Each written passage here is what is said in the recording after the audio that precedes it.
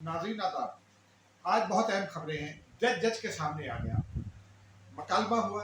क्या मकालमा हुआ ये बताएंगे। पीटीआई के वकला ने जज को ही मुश्किल में डाल दिया। अब जज बेचारा क्या करे, ये भी तफसील आज आपको बताएंगे। और आपको ये भी बताएंगे कि इलेक्शन कमीशन ने, हम बार बार ये कह रहे हैं हल्का बंदियों के हवाले से, इलेक्शन के हवाले से, हमारी बात की तस्दीक कर दी और सस्ता और फौरी इंसाफ हो गया। नाज़रीन, ये 4 मामला हैं। इसके अलावा एक और मामला है, लेकिन वो केस ज़ेरे समाअत है। उसी के अंदर आसिफ जरदारी बंदयाल साहब के रडार पर आ गए। आज इस पर बात करेंगे। नाज़रीन, आज सुप्रीम कोर्ट में सबसे पहले उसी से बात कर लेते हैं। सुप्रीम कोर्ट में आज नैब केस की 5वीं मुसलसल समाअत थी। जस्टिस एजाजुल हसन भी उसमें मौजूद हैं, जस्टिस मंसूर अली शाह भी हैं, चीफ जस्टिस भी हैं। जजिस का जहन बहुत वाज़ेह हो गया। चीफ जस्टिस साहब ऑफ पाकिस्तान ने चंद अपने रिमार्क्स में ऐसी बातें कह दी कि केस का फैसला तकरीबन होता दिखाई दिया। उसके अलावा जस्टिस मंसूर अली शाह ने बहुत ही इंपॉर्टेंट रिमार्क्स दिए। उनका ये कहना था कि ऐसा लगता है कि तरामीम को ढूंढा जा रहा है, ढूंढ कर ये कोशिश की जा रही है कि उन्हें ख़त्म किया जाए। इसकी तफसील आपको बताते हैं। नाज़रीन, आज जब केस की समाअत शुरू हुई तो चीफ जस्टिस ऑफ पाकिस्तान गोया हुए ख्वाजा हारिस से, और उन्होंने ये कहा कि ख्वाजा साहब, क्या मैं मखदूम अली खान से कुछ सवाल कर सकता हूँ। खैर, उसके बाद उन्होंने मखदूम अली खान से, जो हुकूमत के वकील है, सवाल किया।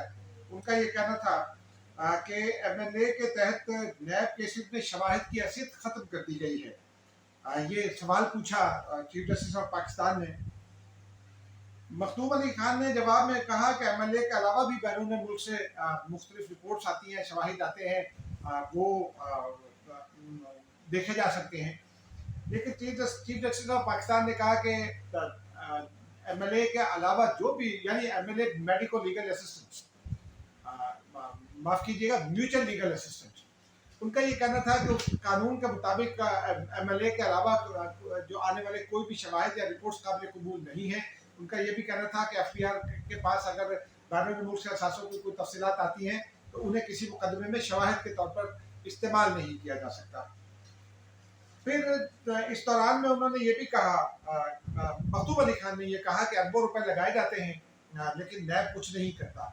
उससे पहले चीफ जस्टिस साहब गोया हुए, उन्होंने ये फरमाया कि अब नैब को सर्विसेज हायर करना पड़ेगी इस काम के लिए, और वो बहुत महंगा काम है, जिस पर मखदूम अली शाह ने ये कहा कि अरबों रुपए नैब लगाता है, लेकिन कोई फ़ायदा नहीं होता और मामला भी मुतनाज़ हो जाते हैं। आप लोगों के अपने रिमार्क्स मौजूद हैं।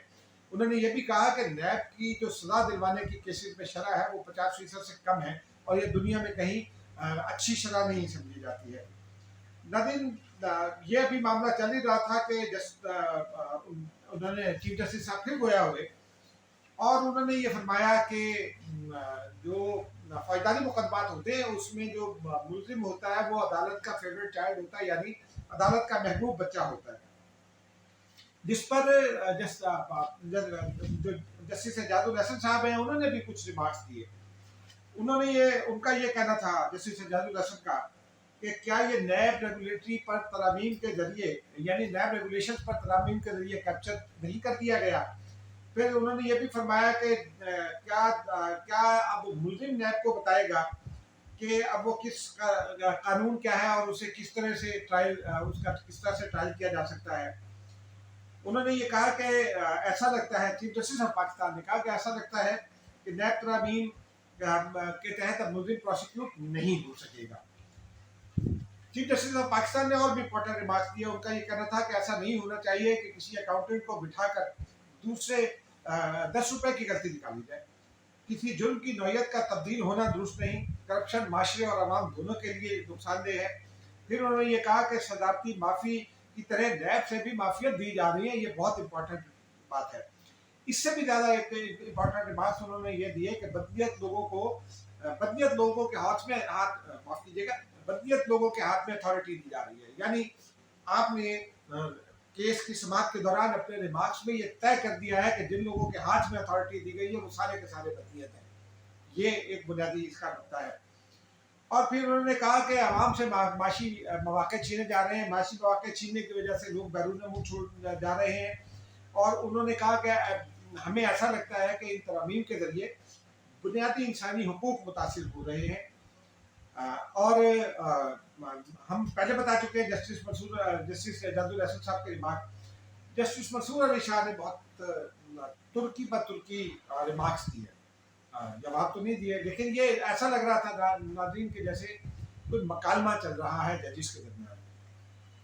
منصور علی شاہ صاحب نے کہا کہ پارلیمانی جمہوری نظام میں آئین پاکستان بنیادی جز ہے، یعنی پارلیمانی جمہوری نظام میں پارلیمانی جمہوری نظام میں آئین پاکستان میں پارلیمانی جمہوری نظام بنیادی جز ہے، یعنی سینٹرل جو پوائنٹ ہے کانسٹیٹیوشن آف پاکستان کا وہ پارلیمانی نظام ہے، ان کا یہ کہنا ہے۔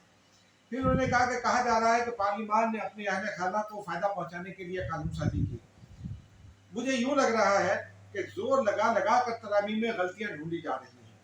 ملک میں پارلیمان اور عدلیہ کو اپنے دائرہ اختیار کے تحت اور اختیار کے تحت کام کرنے دیا جائے۔ اس وقت عام انتخابات سر پر ہیں، میرے ذہن میں ایک ہی حل ہے کہ نئی پارلیمان آ کر ترامیم کو ختم کر دے۔ میرے پاس بہت ساری کاروباری شخصیات کے نام ہیں جنہیں نقصان پہنچایا گیا۔ اب معاملہ ناظرین یہ ہم سب جانتے ہیں، نیب پر سپریم کورٹ ماضی میں بھی کیا کہتی رہی ہے، کیا کرتی رہی ہے، اور اب اس پر کچھ زیادہ کہنے کی ضرورت اس لیے نہیں ہے کہ گزشتہ معاف کیجیے گا کہ کل تک کے لیے 5 ستمبر تک کے لیے سماعت ملتوی کر دی گئی ہے، اور اب اگلی سماعت کا حوالہ ہم آپ کو بتائیں گے۔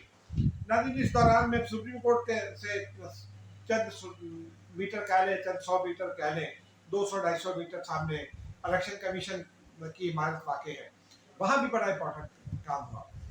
الیکشن کمیشن کا آج اجلاس ہوا اور الیکشن کمیشن نے یہ فیصلہ کر لیا کہ جو حلقہ بندیاں ہیں پہلے وہ 14 دسمبر کو پبلش کرنا تھی، اس وقت تک کام مکمل کر کے اب انہوں نے 30 نومبر کو حلقہ بندیاں پبلش کر دینا ہے۔ ہم آپ کو بار بار بتا رہے ہیں کہ ہر ملکی طاقتیں جو ہیں، خاص طور پر امریکہ، برطانیہ، آسٹریلیا، کینیڈا، چند بڑے ممالک، ان کی خواہش ہے اور ان کا مسلسل اصرار بھی یہی ہے کہ الیکشن پاکستان میں جتنی جلدی ہو سکے وہ ممکن ہے۔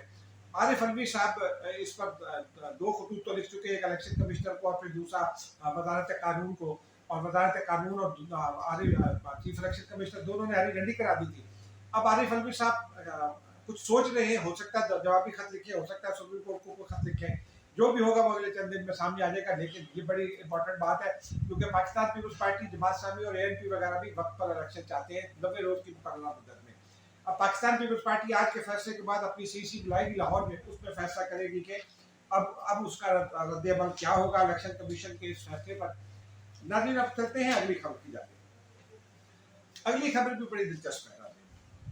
جنرل مشرف مرحوم ہوا کرتے تھے اس ملک میں، ان کے ساتھ انتہائی فوری اور سستا انصاف ہو گیا ان کے معاملے میں۔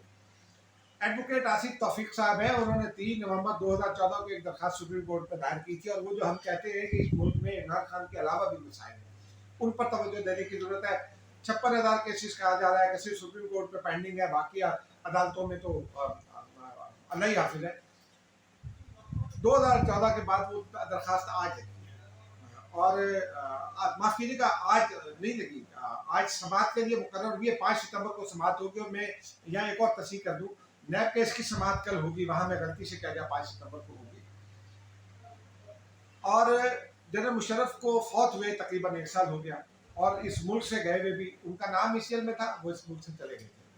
سپریم کورٹ نے خصوصی عدالت دی تھی، اجازت دی تھی، حکومت نے ہی، سپریم کورٹ نے اس وقت بال حکومت کے کورٹ میں پھینکی تھی، حکومت نے ان کو علاج کے غرض سے بیرون ملک بھیج دیا تھا۔ بیسیکلی یاسر زرداری کا مشورہ تھا نواز شریف کا کہ ان کو جانے دے تاکہ مصیبت ٹلے، اس وقت نواز شریف پر بھی ایک مصیبت آئی ہوئی تھی۔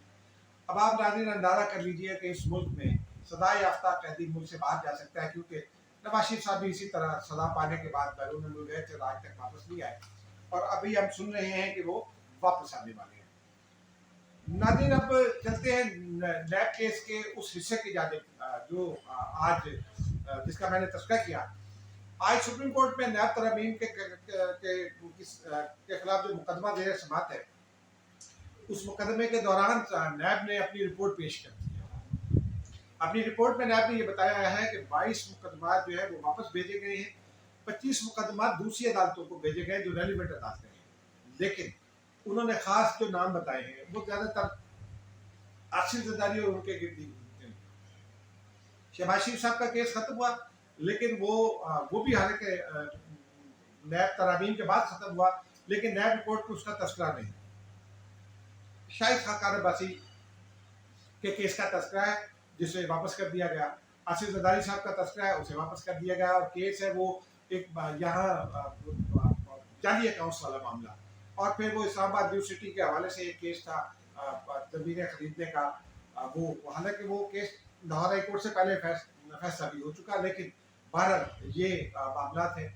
आसिफ जरदारी के साथ उनके जो करीबी साथी करार दिए जाते हैं, मंजूर काका हैं, खुर्शीद अनवर जमाली हैं, ख्वाजा मजीद अनवर हैं, और फिर अब्दुल बकरी मजीद हैं और हुसैन लुआई हैं। अब देखिए इनके केसेस का क्या बनता है, और नैब के अब अगर नैब तरामीम खत्म हो जाती है तो फिर इन केसेस पर पेशरफ जो है वो इम्पोर्टेंट बात होगी, और उसके में तय हो सकेगा कि अब ये क्या होने जा रहा है। नाज़रीन, अब एक और खबर की जानिब आते हैं। आज ही वो दिलचस्प बात है, इम्पोर्टेंट बात है और चश्मकुशा बात है। एक साइफर कोर्ट बनी है इंसदाद दहशतगर्दी की अदालत के जज अब्दुल अरसाद साहब को साइफर कोर्ट का जज मुकर्रर किया गया है। साइफर कोर्ट के और इमरान खान इस वक्त साइफर केस में FIA के कैदी हैं, अटक जेल में। आज उनके वकला नईम हैदर पंजोठा ने एक दरखास्त दी और उन्होंने डॉक्टर फैसल सुल्तान उनकी मुलाकात के लिए और अपनी मुलाकात के लिए दरखास्त दी। शुएब शाहीन और बाकी 3-4 वकला ने अलग एक दरखास्त दे दी मुलाकात की। अब जज साहब ने अपने ऑर्डर में तो नहीं लिखा, लेकिन कोर्ट रूम में ये बात की उन्होंने, और बात गुफ्तगू तो उन्होंने रिपोर्टर्स की जानिब भी देख कर की। उन्होंने रिपोर्टर्स की जानिब देखकर कहा कि देख लें हम पर कैसे कैसे प्रेशर आते हैं और क्या क्या होता है, लेकिन हम क्या करें। बहरहाल नईम हैदर पंजोठा साहब क्योंकि डॉक्टर फैसल सुल्तान को मिलाना चाहते थे, और इमरान खान साहब को 5 जजों की का एक पैनल जो है वहाँ मौजूद है, जो जेल अथॉरिटीज़ की रिपोर्ट दी गई है उसमें उसके मुताबिक, और वो उनका खाना भी चेक करता है, और खाने में क्या खाते हैं वो सब आप जानते हैं। लेकिन जज अब्दुल अरसाद साहब ने ये कहा कि इमरान खान और आप, उन्होंने वकला से ये कहा, आप लोग भी यही कहते थे कि, और वकला अब ये कहते हैं कि ओपन कोर्ट पे समाअत होनी चाहिए, उस कॉन्टेक्स्ट में ये बात हुई है। उन्होंने कहा कि आप लोग ये कहते थे और इमरान खान की जान को खतरा है, और FIA उनका जुडिशियल रिमांड लेना चाहती थी, माफ कीजिएगा FIA उनका कस्टोडियल रिमांड लेना चाहती थी, यानी जिस्मानी रिमांड, फिजिकल रिमांड लेना चाहती थी, लेकिन मैंने वो नहीं दिया क्योंकि इमरान खान की जान को खतरा है। अब आप बार बार आ जाते हैं। फिर उन्होंने ये भी कहा कि मैंने इमरान खान साहब से जब अदालत में समाअत हो रही थी जो अटक जेल में 2 रोज पहले, तो उन्होंने कहा कि मैंने ये पूछा था इमरान खान से कि आप किन किन वकला से मिलना चाहते हैं, किन किन लोगों से मिलना चाहते हैं, हमें लिस्ट दे दीजिए। उन्होंने 6 वकला के नाम बताए थे, लेकिन अब आप लोग और दरखास्तें ले आए हैं। ताहम उन्होंने वो सलमान सफदर उनके एक प्राइवेट सेक्रेटरी हैं, उनके क्लर्क समझ लें, वो चूँकि टाइप वगैरह करते हैं तो उनका नाम उसमें शामिल था।